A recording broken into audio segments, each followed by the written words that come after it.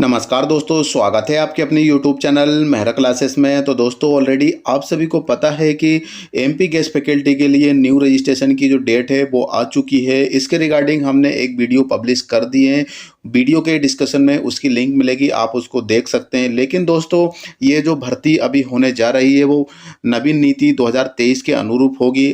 अब नवीन नीति 2023 क्या है, इसकी जानकारी आज की वीडियो में हम आपको बताने वाले हैं। तो दोस्तों चलते हम आगे की ओर, और आगे बढ़ने से पहले आप सभी से रिक्वेस्ट जरूर करना चाहेंगे, यदि आप हमारे चैनल पर नए हो तो चैनल को जरूर सब्सक्राइब कर लेना, ताकि जो भी लेटेस्ट अपडेट आए आप तक पहुंच सके। तो दोस्तों हम चलते हैं आगे की। तो दोस्तों आपकी जानकारी के लिए सबसे पहले हम आपको बता दें कि एमपी गेस्ट फैकल्टी में अदर स्टेट के कैंडिडेट इसमें शामिल नहीं हो सकते, क्योंकि नवीन नीति में यही बताया गया है। और साथ में यदि आपके पास नेट सेट पीएचडी है तो बिल्कुल आवेदन कर सकते हैं। लेकिन कुछ कैंडिडेट के पास जो पीजी है वो रनिंग में है, तो रनिंग वाले कैंडिडेट इसमें शामिल नहीं हो सकते हैं। सब कुछ कंप्लीट होना चाहिए, मतलब पीजी के साथ नेट सेट या पीएचडी तीनों में से एक है आपके पास तो बिल्कुल आवेदन कर सकते हैं। उसके रिगार्डिंग जब न्यू रजिस्ट्रेशन होंगे तब हम आपको एक वीडियो और पब्लिश करेंगे, ताकि आपको और इन्फॉर्मेशन मिले और जो भी डाउट है वो आपको क्लियर हो जाए। तो अभी हम आपको लेकर आए हैं नवीन नीति 2023, और ये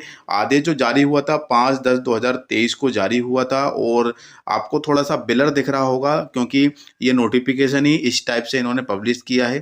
तो यहाँ पे आप देख सकते हैं कि विषय शासकीय महाविद्यालय में शैक्षणिक संवर्ग के रिक्त पदों के विरुद्ध अतिथि विद्वानों से संबंधित नीति निर्देश नियम। तो जो नवीन नीति है, जैसे कि पहले कैटेगरी वाइज थी, लेकिन अब इसमें नवीन नीति के तहत कैटेगरी वाइज हटा दी। मतलब इसमें जिसके साथ नेट सेट और साथ में पीएचडी थी तो वो कैटेगरी 1 में आता था, लेकिन अब कैटेगरी हटा दी गई है, तो सब इक्वल है। सिर्फ पीजी के आधार पर ही आपका सिलेक्शन होगा, और इसी के अनुरूप इसमें होगा। इसमें लिखा भी हुआ है कि उच्च शिक्षा विभाग के अंतर्गत शासकीय महाविद्यालय के लिए प्राध्यापक सहायक प्राध्यापक, क्रीड़ा अधिकारी तथा ग्रंथपाल के स्वीकृत पदों में से रिक्त पदों के विरुद्ध संचालनालय की आमंत्रित प्रक्रिया में चयनित होकर कार्यरत अतिथि विद्वानों से संबंधित व्यवस्था है ये। तो हम इसमें से ये नोटिफिकेशन काफ़ी बड़ा है, लेकिन इसमें इंपॉर्टेंट टॉपिक्स ही हम इसको समझेंगे। और कुछ कमेंट्स हमारे पास करते आ रहे हैं कि सर इसमें फॉर्म हम कब तक भर सकते हैं, मतलब हमारी एज कितनी है, एज लिमिट कितनी होना चाहिए। तो यहाँ पे लिखा है 1.2 में आवेदक की आयु सीमा अधिकतम 65 वर्ष रहेगी। मतलब आप 60 साल के भी है तो भी आप इसमें आवेदन कर सकते हैं, क्योंकि गेस्ट फैकल्टी में ऐसा नहीं है कि आप 48 साल, क्योंकि जो एमपी असिस्टेंट प्रोफेसर जो परमानेंट पोस्ट आती है उसमें एससी एसटी ओबीसी कैटेगरी के लिए 48 साल है। बाकी यदि आप जनरल कैटेगरी से बिलोंग करते हैं तो 43 साल तक इसमें फॉर्म भर सकते हैं। लेकिन गेस्ट फैकल्टी में लास्ट जो है अपनी अधिकतम आयु वो है 65 वर्ष रहेगी। इसके बाद हम नीचे स्क्रॉल करेंगे तो आपको यहाँ पे आप देख सकते हैं कि योग्यता, अनुभव, अंक, अधिभार, मेरिट अंकों की गणना, वरीयता का निर्धारण।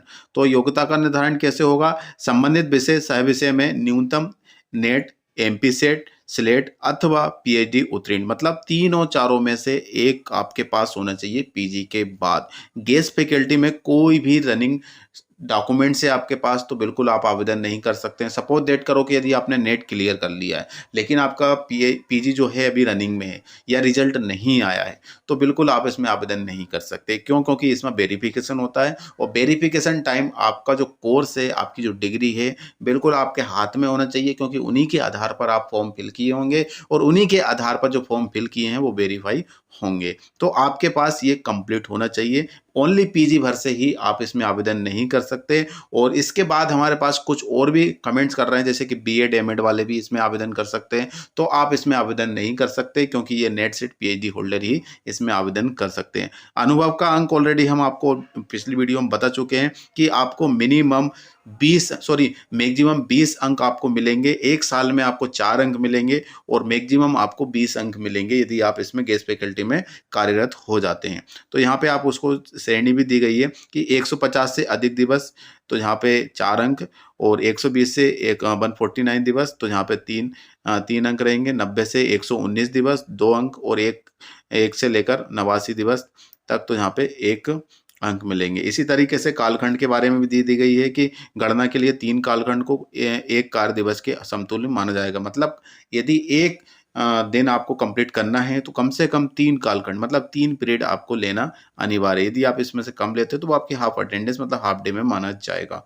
और इसके बाद समस्त श्रेणियों में आमंत्रित के लिए अनुसूचित जाति, अनुसूचित जनजाति, अन्य पिछड़ा वर्ग को क्रीमी लेयर को छोड़कर तथा ईडब्ल्यूएस वर्ग के आवेदकों को सामान्य प्रशासन विभाग के दिशा निर्देश के अनुरूप स्तर पर प्राप्तांक प्रतिशत का 10% अधिभार देय होगा। मतलब आप यदि OBC, SC, ST, EWS category से बिलोंग करते हैं तो आपको 10% की उसमें एक्स्ट्रा अंक मिलेंगे, जो जितने भी आपके जैसे कि आपकी 80% बनी हुई है पीजी के परसेंट में, तो आपको 8 अंक एक अलग से मिल जाएंगे क्योंकि इसमें दिया गया है।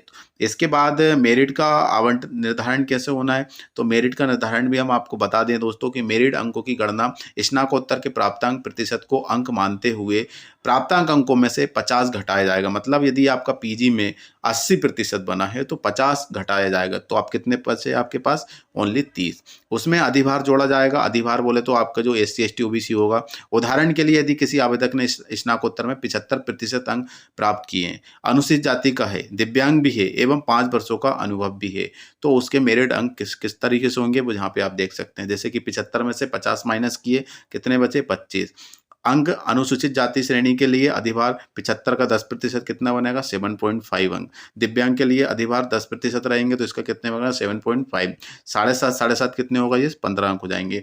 और इसके बाद तालिका अनुसार अधिकतम 4 अंक प्रतिशत अंक, तो कुल 5 वर्षों में कितने हो जाएंगे, 20 अंक। तो इसके अनुसार इनके कितने हो जाएंगे, यहाँ पे आप देख सकते हैं कि यहाँ पे 25 हो रहे थे, 7.5 प्लस 7.5 कितने हो जाएंगे, 7 दूनी 14 और एक 15। 15 यदि हम 25 में प्लस कर देंगे तो कितने हो जाएंगे, आपके हो जाएंगे 40 अंक। इसके बाद यहाँ पे आप देख सकते हैं 5 वर्षों का जो आपको अनुभव अंक मिलने वाले हैं वो 20 मिल जाएंगे मैक्सिमम, तो टोटल कितने अंक हो जाएंगे आपके, 60। इस तरीके से ही आपका यहाँ पर सिलेक्शन होगा, मेरिट लिस्ट बनेगी।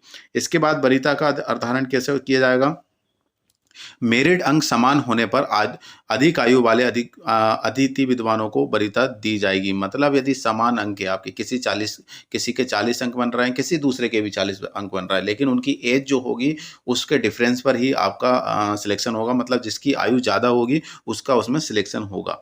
इसके बाद प्रचार का दायित्व होगा कि उपरोक्त प्रक्रिया अंतर्गत अतिथि विद्वान के कार्य पर उपस्थित होने पर उसकी उपस्थिति उसी विषय में 5:30 बजे तक अनिवार्य रूप से ऑनलाइन मॉड्यूल में दर्ज किया जाए। ये तो कॉलेज का काम है, इसमें अपना कोई रोल नहीं है। और नीचे हम स्क्रॉल करेंगे तो ये नोटिफिकेशन काफ़ी बड़ा है दोस्तों, और इसमें हम जो इम्पोर्टेंट टॉपिक्स है उस पर ही हम बात करेंगे। नियमित पदस्थापना नियुक्ति होने पर की जाने की प्रक्रिया, तो इसमें आपको मतलब परमानेंट नहीं किया जाएगा, इसमें बस अंक मिलेंगे। ऐसा नहीं है कि आपको अंक और विस्थापित, फॉल ऑन आउट, आमंत्रित, ठीक है, ये तो हमारा अभी कुछ काम का नहीं है, बाकी इसमें समझेंगे।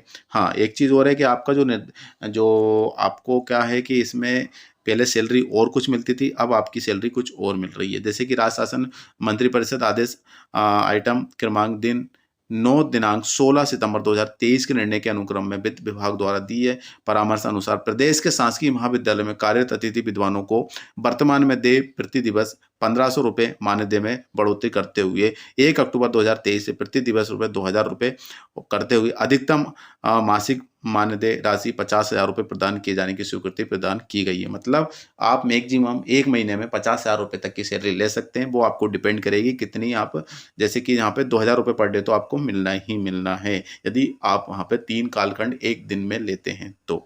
ठीक है, ये आपकी नवीन नीति है और इसमें नेट सेट पीएचडी वाले कैटेगरी बिल्कुल समान अंक के अनुसार ही होगी इसमें। और इसके बाद जो हमारा व्हाट्सएप ग्रुप है गेस्ट फैकल्टी का, उसकी लिंक भी हमने व्हाट्सएप ग्रुप डिस्कशन में दे दी गई है। आप उसको ज्वाइन कीजिए क्योंकि उसमें हम जो भी अपडेट आती है उसमें भी हम अपलोड कर देते हैं। बाई चांस क्या होता है कि यूट्यूब पर आप तक नहीं पहुंच पाती है तो हम उसमें ये वीडियो डाल देते हैं, नोटिफिकेशन डाल देते हैं ताकि आप तक ये नोटिफिकेशन पहुंच जाए। ठीक है, तो ये नवीन नीति है और इसके बाद इसकी जो लिंक है वीडियो के डिस्क्रिप्शन में मिल जाएगी या फिर हमारे एप्लीकेशन है उस पर डली हुई है, आप उसको डाउनलोड कर सकते हैं फ्री में। और आज के लिए बस इतना ही है दोस्तों, ये नवीन नीति है, नवीन नीति के तहत ही हम इसमें आवेदन कर सकते हैं। मतलब पहले कैटेगरी वाइज सिलेक्शन होता था लेकिन अब कैटेगरी वाइज सिलेक्शन नहीं होगा।